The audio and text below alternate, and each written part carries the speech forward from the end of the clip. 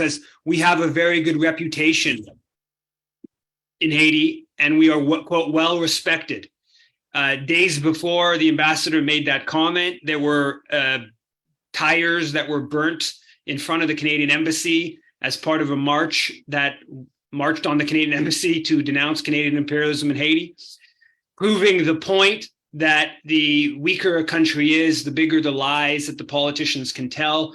There is literally no other country in the world where there are a higher proportion of the population that dislikes Canada, hates Canada, if you like, even, and yet our ambassador is claiming that that we are well respected and have a very good reputation. Trudeau also last week said that we need to intervene in Haiti. It was an interesting comment because simultaneously he admitted that a lot of Haitians don't want a military intervention. So that was a little bit unique, I think, to make that admission, but then simultaneously say that we need to intervene in Haiti. On Friday, I believe it was, the US and Canada simultaneously leveled sanctions against two prominent Haitians. They leveled sanctions against Yuri Latortue, who was a former head of the Senate, and the current head of the Senate, Joseph Lambert, who's one of the only people in the country that actually has a electoral mandate. I think there's 10 senators out of the 7,000 or so positions across the country. There's only 10 that are actually elected still, because they haven't run elections for so long. Now, both individuals are legitimately questionable in terms of what some of the stuff they've done, particularly Yuri Latortue, who is the nephew of Gérard Latortue, who was the person that the US and Canada and France made the leader of Haiti after the 2004 coup. He'd been living in Florida for 15 years. And Yuri Latortue, at the time of the coup, was reported, and it's been further confirmed in all kinds of WikiLeaks and stuff. He was dubbed Mr. 30% because he took 30% for drug sales, for all kinds of different corrupt practices. So this is somebody back in 2000, I think it was 4 or 5, when he was traveling with a delegation with his with Gérard Latortue, the interim prime minister. He was actually picked up by drug enforcement agency officials when he traveled to the US. So this is not new. Like we've known that Yuri Latortue is a corrupt, drug-running individual for a long time. So the sanctioning him, I think, is partly public relations, and the Canadian US government saying we're cracking down on these prominent elites within Haiti that have contributed to the instability. But it's also partly because the two of them have not been on board for the foreign military intervention. So they're viewed as not, playing ball with Washington and Ottawa. Now, big picture, this business of Canada, the US being in a position to sanction Haitian officials. I mean, it's the biggest gangsters in Haiti are the Canadian and US officials. So yes, I don't have any doubt that Yuri Latortue and Joseph Lambert are individuals who have had their hands in all kinds of dubious affairs. But this business of Ottawa and Washington having this power to sanction, to block visas, to basically intervene in Haitian affairs in this way is not helpful in the big picture, right? It's further strengthening US and Canadian grip over the country. Even when they're targeting people who deserve to be targeted, it still reinforces this power dynamic, which is very unhealthy, which is Haiti's number one problem, which is the lack of sovereignty. There's lots of other problems, but the primary problem is a lack of sovereignty and lack of respect from the outside for Haitian democracy. So that disruption of Emmanuel Dubois, I have to say I was proud. I did it all, and that was a shorter clip. It was a bit of a longer clip. It was a big press conference based upon something completely different, based upon this new light bus rail line. I did it all in French. I was very happy with myself for doing it in French, and then I also had when I left, it was out at this park and ride spot, and when I left, I went and got a Bixie. And I biked past, kind of the cops were actually coming after me. And I kind of was like hurrying away a bit. And I biked past, and it's kind of complicated to explain, but it kind of almost on a sort of quasi highway. And I ended up stuck behind where the press conference was happening. And I was able to yell a number of times more while Dubois was speaking, no to Canadian imperialism in Haiti, no to military intervention, while I was on my Bixie with the mayor of Montreal there, a minister from the provincial government there, huge numbers of cameras. So it was quite a successful disruption. It got quite a bit of traction within the Haitian community, where there's a lot of unhappiness with Dubois for taking this position of being the sort of face of Trudeau's interventionist policy in Haiti, and giving a sort of public relations cover to that policy. In other news, Canadian foreign policy news, on Friday, the Canadian government voted against a draft resolution of the UN titled "Combating Glorification of Nazism, Neo-Nazism, and Other Practices that Contribute to Fueling Contemporary Forms of Racism, Racial Discrimination, Xenophobia, and Related Intolerance." So the Canadian government is voting against a resolution condemning Nazism and neo-Nazism. It seems like a motherhood kind of resolution. It shouldn't have much difficulty in opposing Nazism and neo-Nazism.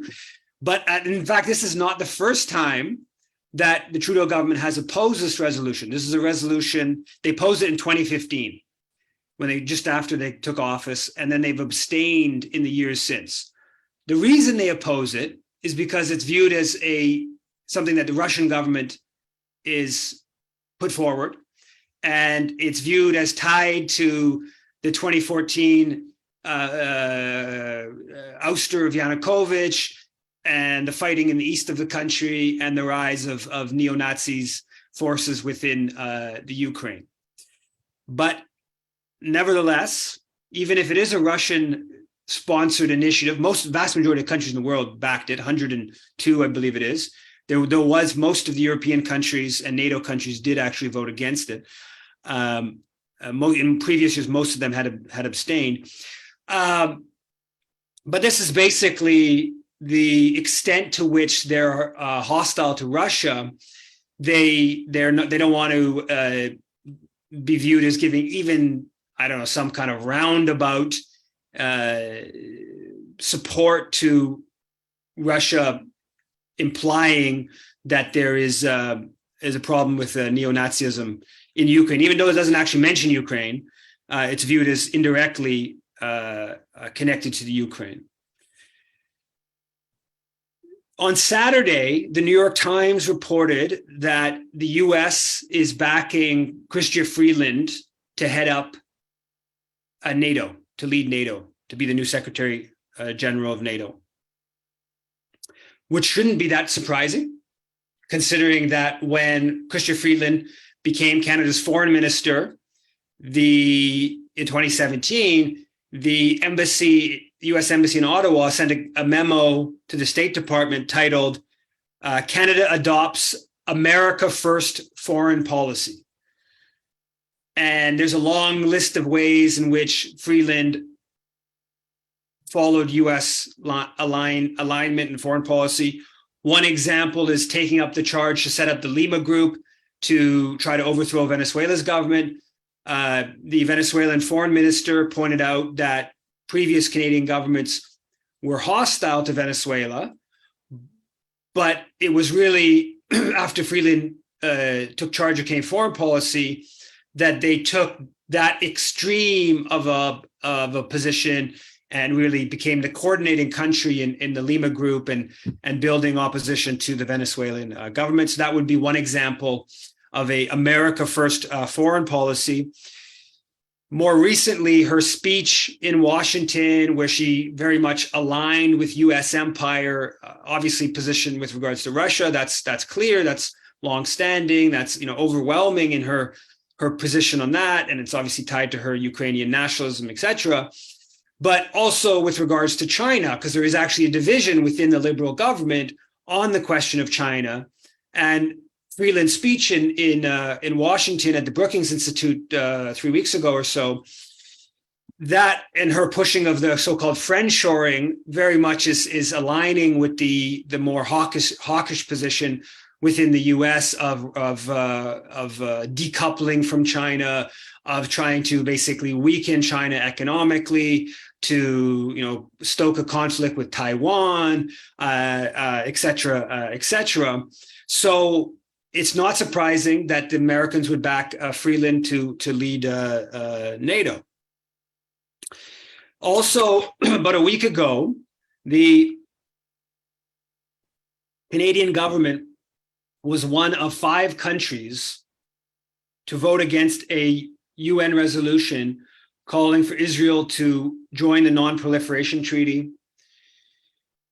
152 countries voted in favor of the resolution. 5 countries opposed: the US, Israel, Micronesia, Palau, and Canada. So basically, the entire world supported it. I guess a few countries abstained.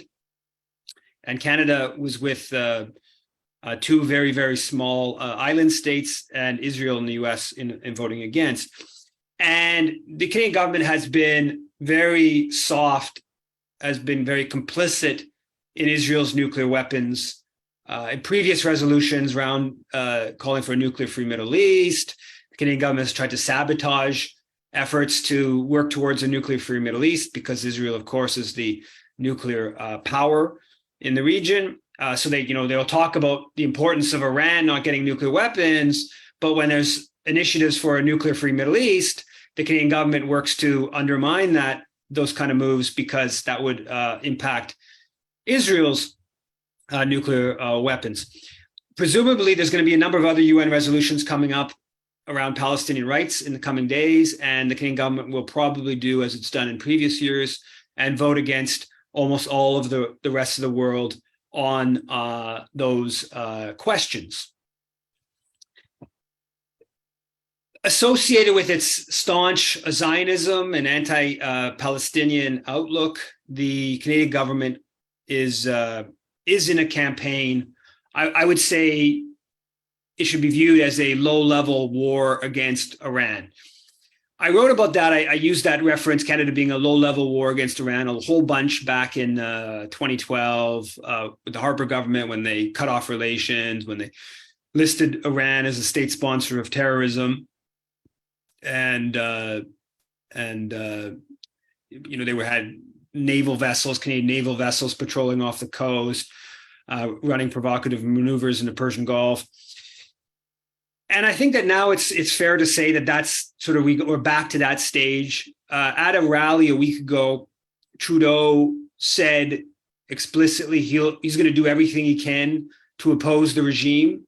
I don't have the exact quote in front of me, but that's almost word for word what he said. So he has clearly taken it on. Joe Biden on Friday said, we're going to help free Iran in response to some protesters. So they're becoming more and more open in their effort to overthrow the government in Iran. It is not, whatever people think about the Iranian government, it is not a good thing that the Canadian Prime Minister is going to a protest basically calling for the Iranian government to be overthrown and saying they're going to do what they can to make that happen. That is not a good thing. Canada is not concerned about women's rights in Iran. Canada is not concerned about lack of democracy in Iran. Canada is concerned that Iran provides some resistance to U.S.-Israeli control of the region. That is overwhelmingly what drives Ottawa's hostility towards Iran.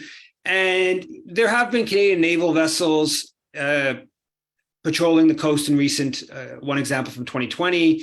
There's still Canadian troops in Iraq that are partly designed to weaken the I think the Popular Mobilization Forces, which are viewed as aligned with Iran. So Canada even has some military engagement in targeting Iran. And then there's all these asset seizures, right? 2019, and there was a more recent one, $107 million, I believe it was, that the Ontario court awarded to family members of 6 victims of the Ukrainian flight that was mistakenly blown up by the Iranians after the Americans killed General Soleimani in January of 2020. As there was tensions, and the Iranians, obviously to be condemned, blew up that airline.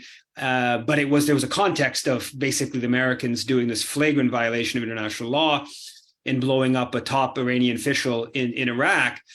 And so the Canadian courts have awarded these Iranian assets in Canada to different victims, a couple of different court cases, and this is contrary to international law, diplomatic assets, and the like.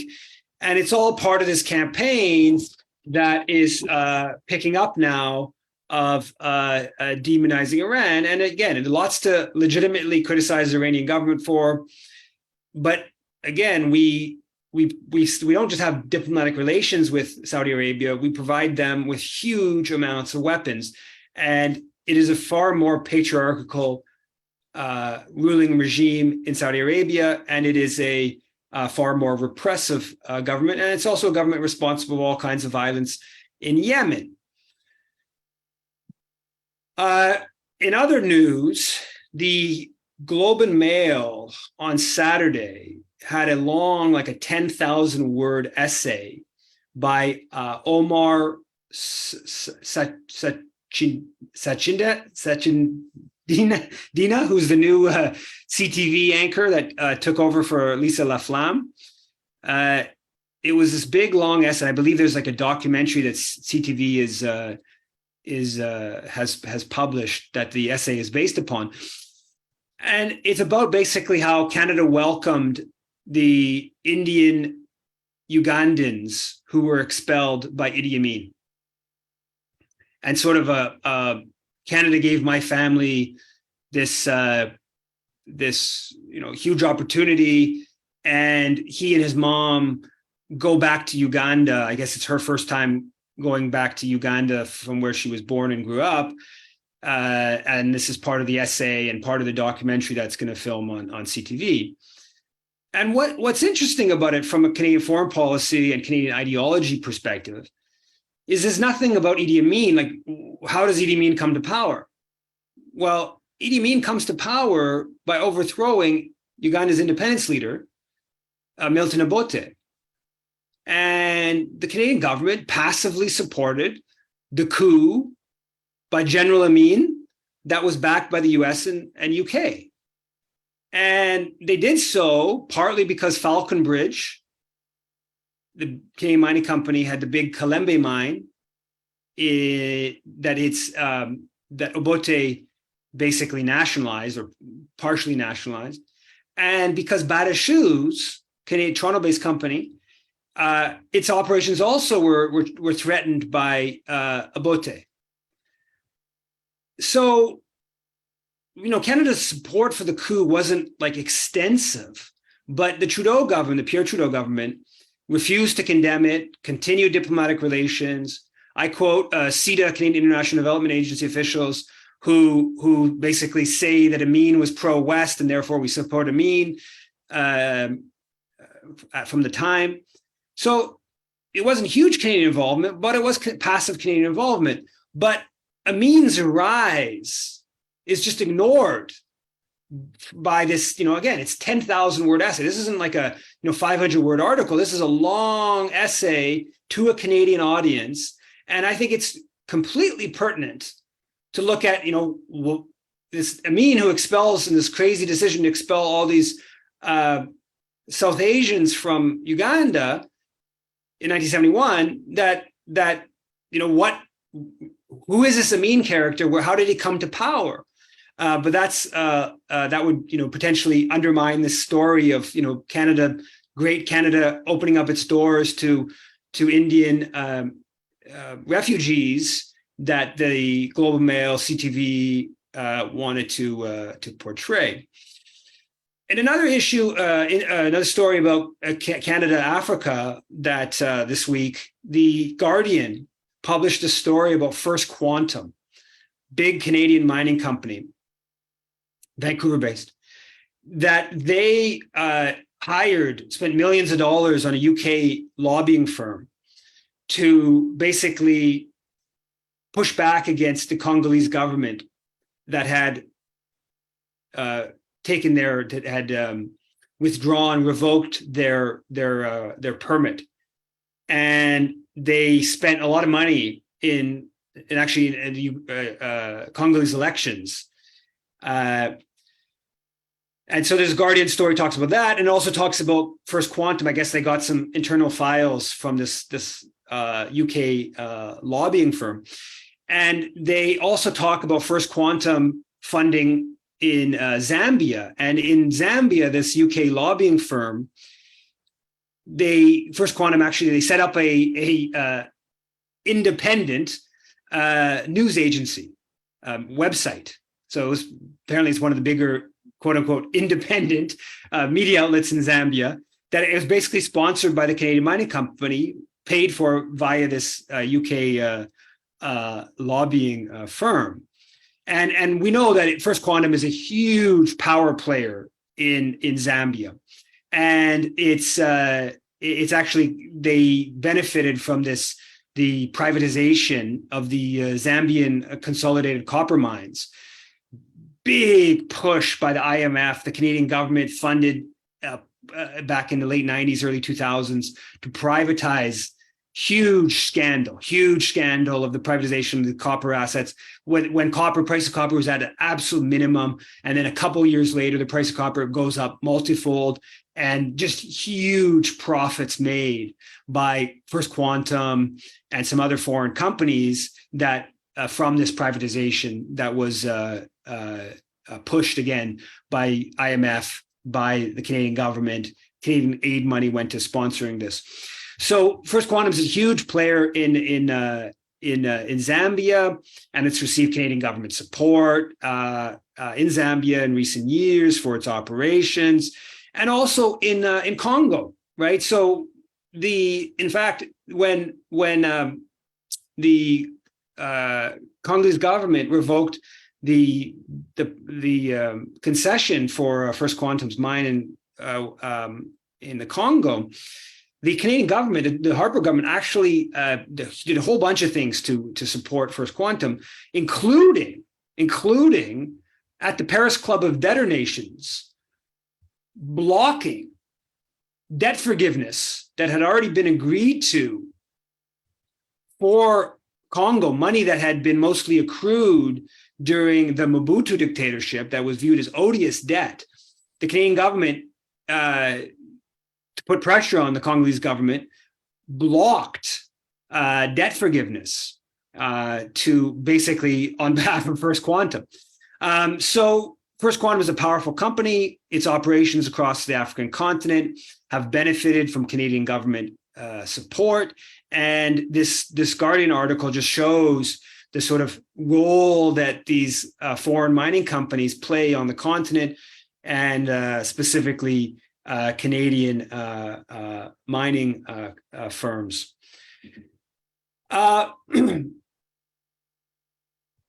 Finally, before we get to some comments and questions, I thought I would just talk a little bit about Remembrance Day, because I guess it's on Friday. And we're getting into that period where you have all kinds of ridiculousness that's posted online and elsewhere about protecting, celebrating those who fought fascism, or celebrating those who have defended our country and whatnot. And Remembrance Day is just first of all, the poppy, it provides resources, subsidizes the Legion. Legion's had basically a government granted copyright over the poppy for, I think, almost a century now.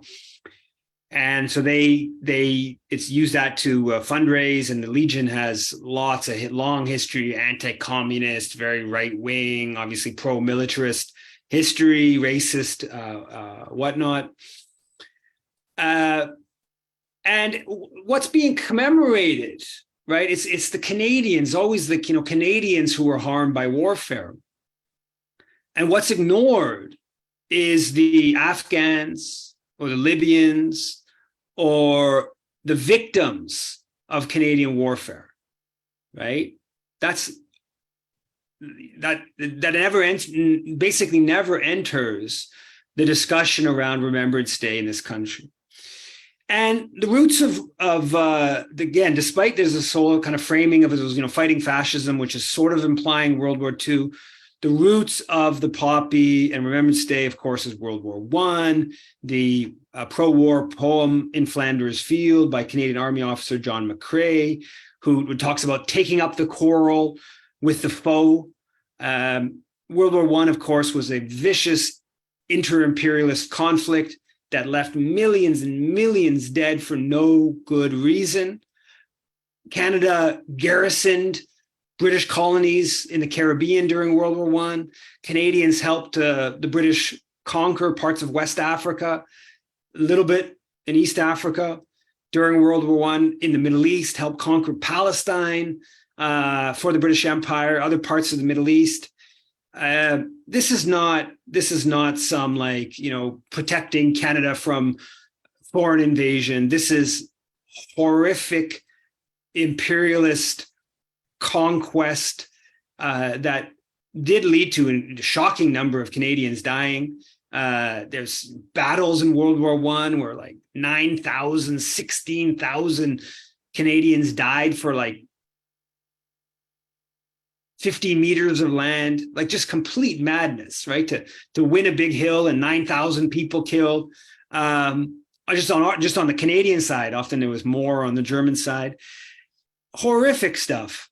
And it's more generally, if you go into Canadian warfare, what Canadian war was justifiable, right? The Canadians who went to Sudan in 1884, the Canadians who fought in the Boer War, 1899 to 1902, to basically consolidate British position in South Africa. Same thing, Sudan was about defeating indigenous forces that were challenging the British control over Khartoum. World War I, of course, the Korean War, 3 million people killed, the first Iraq War, deepening U.S. footprint in the Middle East, the bombing of Yugoslavia in 1999, Afghanistan, what was that for? 40,000 Canadians fought. How many tens, hundreds of thousands of Afghans killed? And Libya. There's only one war that Canada fought in that you can make an argument was justifiable, and that's World War II. And if you look into World War II and what Canada did in advance to enable Hitler and fascism in Spain, with regards to Japan and fueling the Japanese conquest of China and other parts of Asia, it's just there. But we're told every year for a couple of weeks we have to celebrate those who supposedly defended Canada, right? The Montreal City Council, the progressive Montreal City Council, supposed to be trying to lessen the dominance of the private automobile, just passed a resolution saying for this week, all veterans with their special license plates that veterans are granted, that they get free parking, in Montreal for this week. It's unbelievable, really, quite frankly. But every year, this is what we go through, and again this year. So Remembrance Day is not something that should be celebrated. And just to conclude, so I'll be doing some events. I'll be in Toronto, and I'll be in Guelph on the 22nd, Toronto 23rd, London the 24th, and then I'm going to be out west on Vancouver Island, Victoria, Nanaimo, Powell River, Cowichan, and in Vancouver, maybe a few other spots.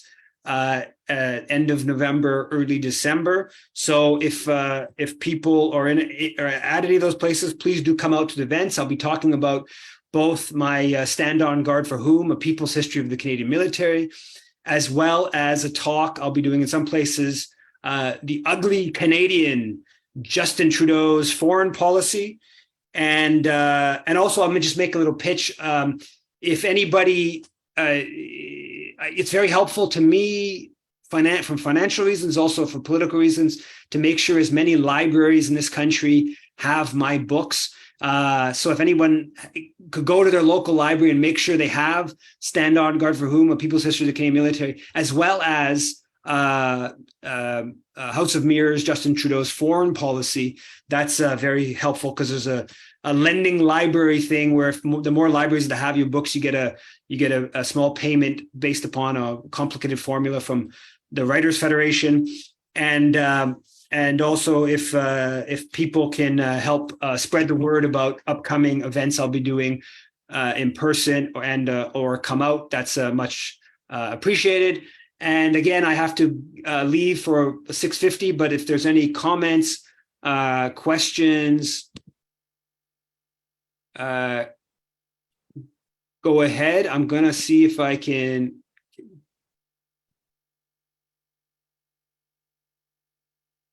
I'm still not seeing the hands, but if anyone can see the hands, whoever go ahead first. Go ahead, Yuri. Wait, Yves, can you not see? I just, just to test, because nobody had their hands raised, but I just put my hands up and you still can't see it? I can see yours now. Yeah, I can actually. Oh, okay, perfect. Okay, well then, very quickly, my question, Yves, is you mentioned you talked about the Congo today. Did you hear about how the Congo actually is going to send the military into the east to finally kick out Rwanda and its allies? Any response to that, and what has Canada's response to that been? Yeah, well, the M23 has been a Rwandan-backed proxy force now for I think it's about a decade, and there was the previous one that was another Rwandan-backed proxy force in Eastern Congo. And that, of course, comes after Rwanda invaded in '96 and then re-invaded in '98. And I posted on Twitter, the Canadian government is a few months ago announced that they were going to set up an embassy in Kigali, and Trudeau has been very close with Kagame, so don't expect any criticism of the M23 has displaced thousands, tens of thousands of Congolese, and I tweeted about that a few days ago. There was a Human Rights Watch statement video on just how bad the situation is, and I think I believe the Congolese government expelled the Rwandan ambassador, gave him 48 hours to leave the country. I don't know enough about, I don't think the Congolese army is in a very good state, and I don't know enough about, what militarily what this is all going to mean. I don't think the Congolese leader is to be trusted that much. He is somebody who has been quite close to Kigali. But no, I think that basically Kagame's gotten away with looting Congolese resources because he has the backing of Washington and Ottawa.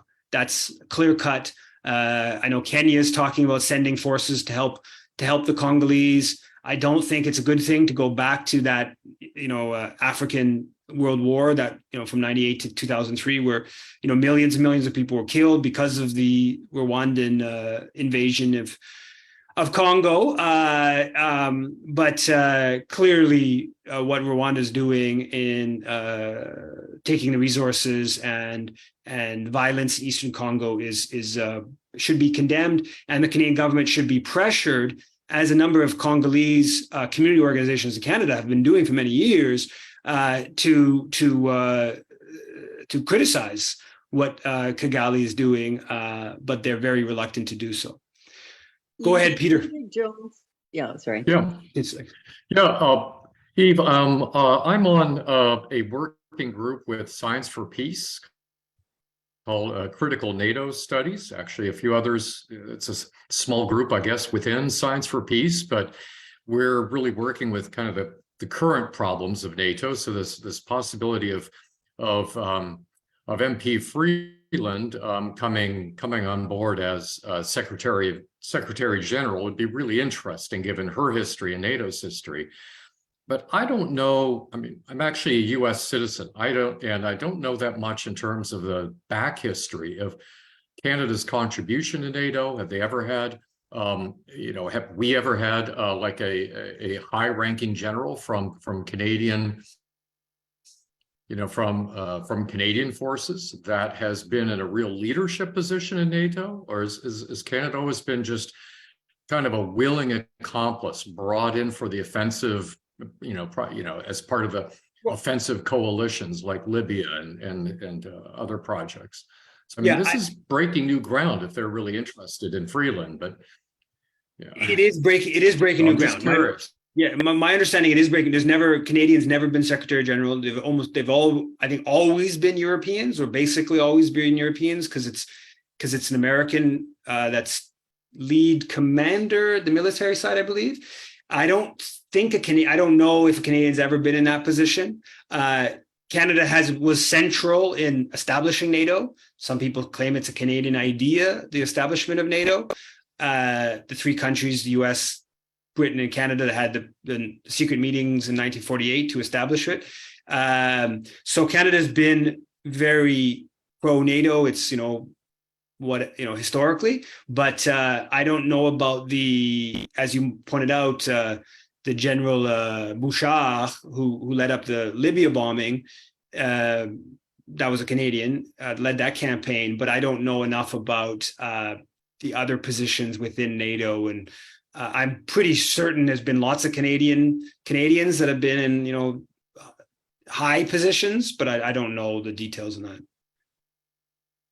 Yeah, I'm just wondering how deep it goes in the Canadian forces. Probably very, but I'm just wondering where some of the fault lines might be. Have there been any, like was Diefenbaker or other prime ministers less favorable toward NATO, or has Canada always been, strongly pro-NATO? Well, there's two things I say to that. First of all, Romeo Dallaire, in some of the research I've done on him, obviously known for Rwanda, all that stuff, so now associated with peacekeeping. But some stuff I read about him is that all his training before Rwanda, all his training was orientation towards NATO.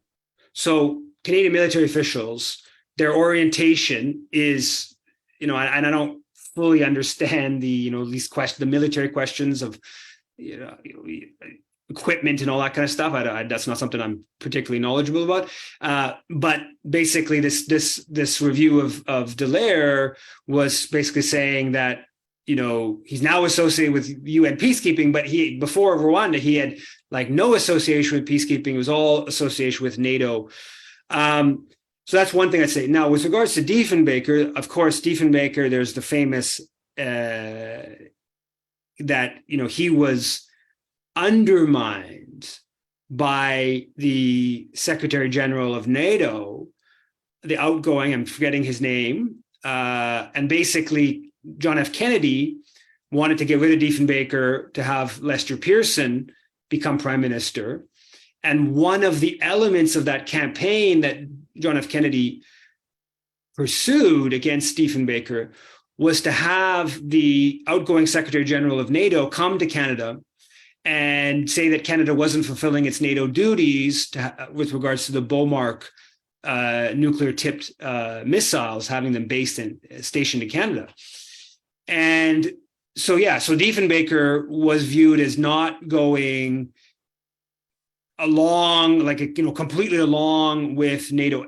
Pearson himself had been ambivalent to the Beaumarks prior to as well. He converted in support as part of this whole U.S. effort to get rid of Diefenbaker. But so yeah, I mean, NATO's always had incredible levels of power in this country. Is, you know, the idea that we're not, you know, pulling our weight within NATO is like some dastardly thing that has happened that we, you know, how the whole world's going to crumble because we're not pulling our weight within NATO and our NATO allies are being let down. I mean, you know, all this kind of like absurdity. That's a powerful political tool or ideological stick, if you like, in Canada. And, you know, you have Trudeau, who just said over the top comments about how wonderful NATO is just before Russia's, you know, before February 24th. So, yeah. So. I saw Laura had her hand out, but now she looks like she's taken down. Does anyone else? Or if you go ahead, Laura, or if anyone else has maybe one last comment or question.